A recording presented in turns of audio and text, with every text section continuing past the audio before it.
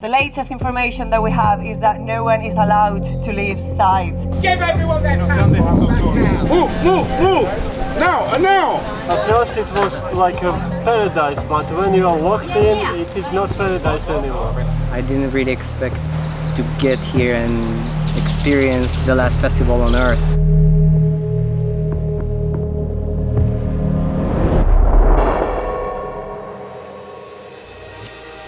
On March 15th, the Tribal Gathering Festival in Panama was placed under lockdown due to the coronavirus pandemic. Dozens of people are still stuck on site. It's now the last festival on Earth. When I first got here, I didn't even know what the coronavirus was. And then maybe about 2 weeks later, some other the crew members came through the airport and they said they got tested for this thing called coronavirus. I kind of thought pretty much nothing of it at the time. It wasn't until the 10th of March before the coronavirus came to Panama, and it was pretty quick after that it started to have effects on what was going on at the festival.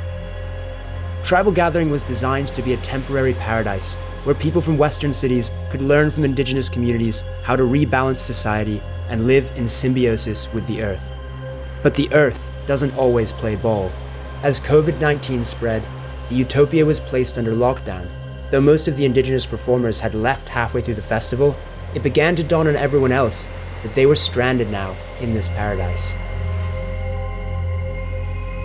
The festival was just about to end. They were saying how they wanted to close the festival down. So then I started to realise maybe something was kind of happening. Everyone on site was called to the main stage, where we were told that if you had been on site or in Panama for less than 14 days, then you have to remain on site and then you could leave after that point. There are 4 checkpoints between here and Sabanitas, and they will check your passport. So if one of you jumps on the bus and you are outside of that quarantine time, that whole bus will come back. There was concerns about, can we get food, can we get cleaning products, can we get tobacco? By this point, most of the indigenous people had left, and the management team reassured us that we had enough food to last us that week. If you want to eat food here, you have to buy it. Okay, we're going to offer people who are a bit poor to be able to work and all that kind of stuff, yeah, but you're going to have to work. Don't try and steal our food, I'll get really upset with you. And remember where you are, you're in my fucking man. Nothing had really changed for us. We were still in the same place, we were in paradise, we had the same meals and the same great people around us. I'm not sure if I'm able to stay here, but if not, if you guys want something to do and want to help, there are palm trees and trees that are eroding away from ocean acidification and rising seas. We don't hear you! We don't hear you! Oh, shut up then! People come here often to party, but the spirits have been here from all the indigenous medicine. It traps people here and forces them to work on their spiritual self. And so a lot of people here are trapped right now, and they're definitely forced to grow as a person. I've grown as a person, and very happy to be here, and we'll see if I leave. Sending out love, connectedness. Reconnecting with ourselves, hugging Mother Earth. Yes, we all quarantine together until you will have new wings that you can fly properly. Yes. We were to make people comfortable so that they felt safe and calm. There was not an element of, well, we might as well just keep partying. I got quarantined yesterday, but now everything is kind of normal. Like, the whole world is getting crazy. We're in the middle of nowhere, but we have everything we want to. We get fresh orange juice in the morning, ice cream and everything, everybody's kind of happy and everybody's kind of crazy. People are happy, people are fed, there's water. There's worse places to be in the world. Good morning! Good morning!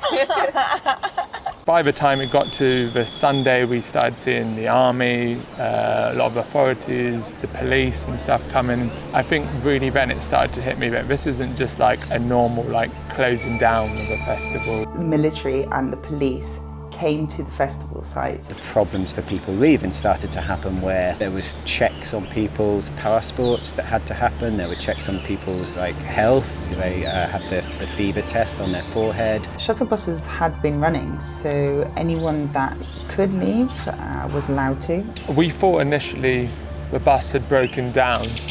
However, we were told it was stopped by the authorities, even though they had given permission for these buses to leave, for people to get their flights, to get out of Panama. A couple of people were dragged forcibly off the bus and they slept outside on the ground. The next day they were brought back, but the police had kept their passports. The mood definitely changed in terms of how serious it had become. The latest information that we have is that no one is allowed to leave site unless they've got a flight the next day. And that flight needs to be confirmed and it needs to be proved. Buenos días. Soy el mayor Edgardo Bonilla de la Policía Nacional. We dragged her off the bus and made people sleep on the fucking ground. The reason why he left people out sleeping in the grass last night is because that was better than taking them to the airport and risking other people getting infected with the virus that we don't have. Give everyone their passports back now. Y perdiendo los vuelos porque no podemos salir de aquí. Hay gente que ha perdido. People would be allowed to leave and they wouldn't, then there was 14 days quarantine, then there wasn't, and it was just madness. It was becoming increasingly difficult, quite literally every couple of hours, to get out of there. The dates just kept being pushed back all the time. The last 4 days I've had up to 6 or 7 different scenarios of what is to happen. You can go to another country, they can still leave you enter, like Nicaragua still make people enter in. But what happens if this gets more crazy and then you are there? I don't know what to think about. These are huge decisions that we have to make because it's should I stay, should I go? And there's no way to make that decision. The U.S. is not doing jack shit to help American citizens. I feel like everyone is just, in a big twirl, or how we say in Spanish, un gran mareo. Everyone's just kind of dizzy and trying to figure out things, about what to do, where to go, and who to trust, because there has been situations where the military are being very aggressive. Move, move, move! Now, now! The situation about leaving changed that much and that quickly that you were on a roller coaster of emotions. Each day seemed like it was getting kind of worse and there were other problems, and to be honest, at some points you feel is this gonna get better? Because it doesn't seem like anyone's helping us. There was an element of dread and worry and panic. Urgency, when there was a window of opportunity to go, people felt compelled that they had to rush and go. They need to go there. Thanks. Flights still have tickets for $350 USD to Canada for today through Sunday.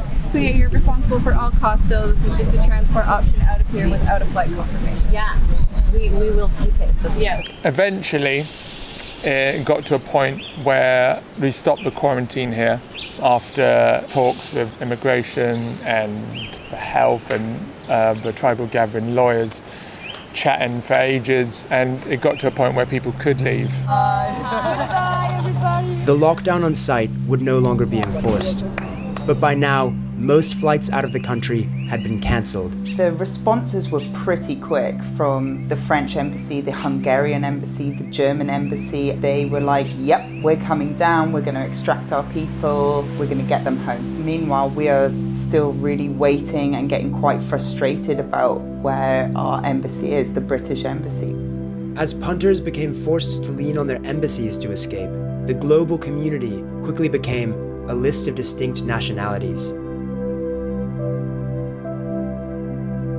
Tomorrow there'll probably be a different thing. Maybe the embassies will private jets. Some you never know. There might be a helicopter that comes down and you all just dive in. I don't know. How I eventually got off site, we received an email from the embassy saying that they would come with embassy buses, I think because there was a lot of pressure through social media. They're taking us to the British embassy, which is good. We're going to kick up a fuss there, but They've told us that we have to sort our own accommodations out and transport and things like that, which is, you know, great. Thanks, UK. Sleep over at the embassy's house. Whoa. After the British embassy drove its citizens to Panama City, many of them became stranded there indefinitely, subject to strict quarantine.